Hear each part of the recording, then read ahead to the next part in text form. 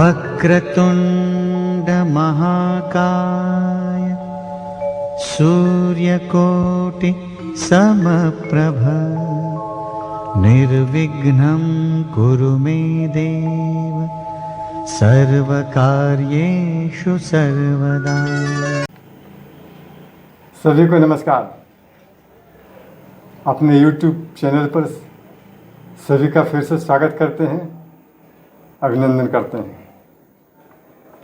अपने वादानुसार आज उपस्थित हुआ हूँ, तो चलिए आगे बढ़ते हैं अपनी नई रचना की ओर। रचना शुरू करने से पहले आप सबसे निवेदन है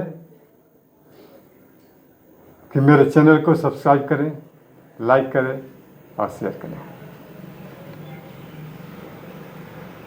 दोस्तों, आज का विषय है परिवार। परिवार जो आज सिर्फ कहने मात्र के लिए है।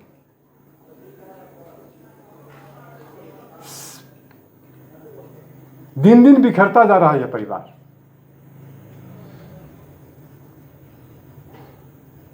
क्या कारण है, थोड़ा समझने की कोशिश कीजिए। एक रचना लेकर हम उपस्थित हैं, सामाजिक पारिवारिक चेतना को विस्तार देते हुए एक मनस्पर्शी रचना स्वीकार कीजिए, आशीर्वाद दीजिए। शीर्षक है मुट्ठी की ताकत। कंक्रीट से बने आलीशान मकानों में इन दिनों केवल कमरों के फासले नहीं बढ़े, बल्कि दिलों की दूरियां भी बढ़ने लगी है। अब जो घर कभी सुख दुख का संसार हुआ करता था, वहाँ की अब दीवारें भी अजनबी सी लगती हैं। अफसोस कि परिवार में अब समझ कम होने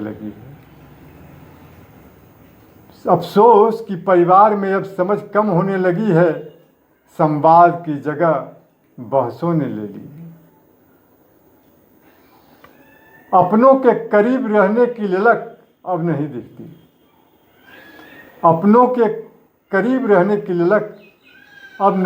किसी में। हम भूल गए हैं कि दुख की तेज धूप में सिर्फ परिवार ही बरगद की छांव बनता है। बाजार के इस दौर में परिवार के महत्व की समझ धूमिल हो गई है। लोग स्वार्थ और अहम के संक्रामक वायरस में इस कदर घिरे हैं कि उन्हें साथ रहना एक बंदिश और अकेला रहना आज़ादी लगने लगा है।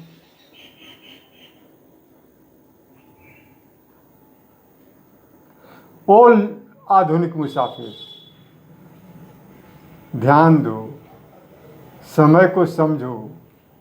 इतिहास और समय इस बात के साक्षी हैं कि परिवार के बिखरने से इंसान का सामर्थ्य ढह जाता है।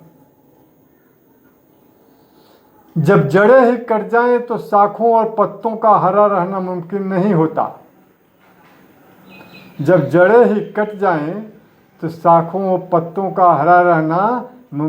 होता। बाहर की दुनिया में तुम चाहे जितने भी बड़े सुरमा बन जाओ,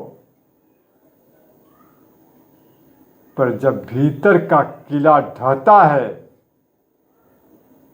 तो इंसान अंदर से ही पूरी खाली हो जाता है, कमजोर हो जाता है। तुम दुनिया को जीतने की जिद बेशक पाल रखे हो,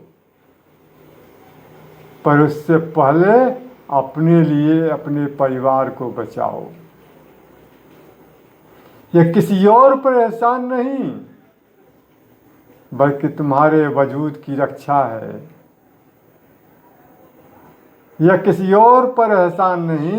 बल्कि अपने वजूद की रक्षा है, जब बाहर सच और झूठ की कशमकश तुम्हें थका देगी,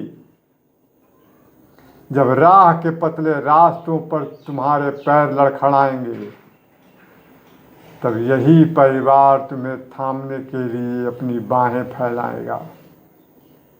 तब यही परिवार तुम्हें थामने के लिए अपनी बाहें फैलाएगा। जरा गौर से देखो अपने इन हाथों को, जरा गौर से देखो अपने इन हाथों को। अंगूठा अलग है, तर्जनी अलग है, मध्यमा, अनामिका और कनिष्ठा भी अलग है।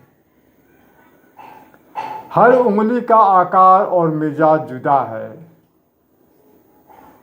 परिवार के लोग भी तो ऐसे ही होते हैं। परिवार के लोग भी ऐसे ही होते हैं। कोई गुस्सैल है, कोई शांत व गंभीर है, कोई बहुत मजाकिया है, तो कोई नासमझ है। पर कुदरत का नियम कहता है कि हथेलियों की सभी उंगलियां एक होंगी तो ही मुट्ठी बनेगी। यदि एक उंगली लड़ना चाहे तो जरा से दबाव में टूट सकती है, पर जब यही उंगलियां अपने मतभेदों को भूलकर आपस में भिड़ जाती है तो वह एक मुट्ठी बन जाती है। ऐसा सामर्थ्य जिसे दुनिया की कोई ताकत झुका नहीं सकती। इसलिए अपनों की खताओं को माफ करना सीखो। संस्कार की उस पुरानी पाठशाला की ओर लौटें। संस्कार की उस पुरानी पाठशाला की ओर लौटे जहां मैं से बड़ा हम हुआ करता था, जहां मैं से बड़ा हम हुआ करता था। अपने घर के आंगन में उम्मीद और प्रेम का वह बीज रोपें। अपने घर के आंगन में उम्मीद और प्रेम का वह बीज रोपे जिसकी छांव में पूरा परिवार एक मुट्ठी बनकर जी सके। अपने घर के आंगन में उम्मीद और प्रेम का वह बीज रोपें जिसकी छांव में पूरा परिवार एक मुट्ठी बनकर जी सके। घर के बिखरने से केवल रिश्ते नहीं टूटते, घर के बिखरने से केवल रिश्ते नहीं टूटते, बल्कि इंसान का आंतरिक आत्मबल भी बिखर जाता है।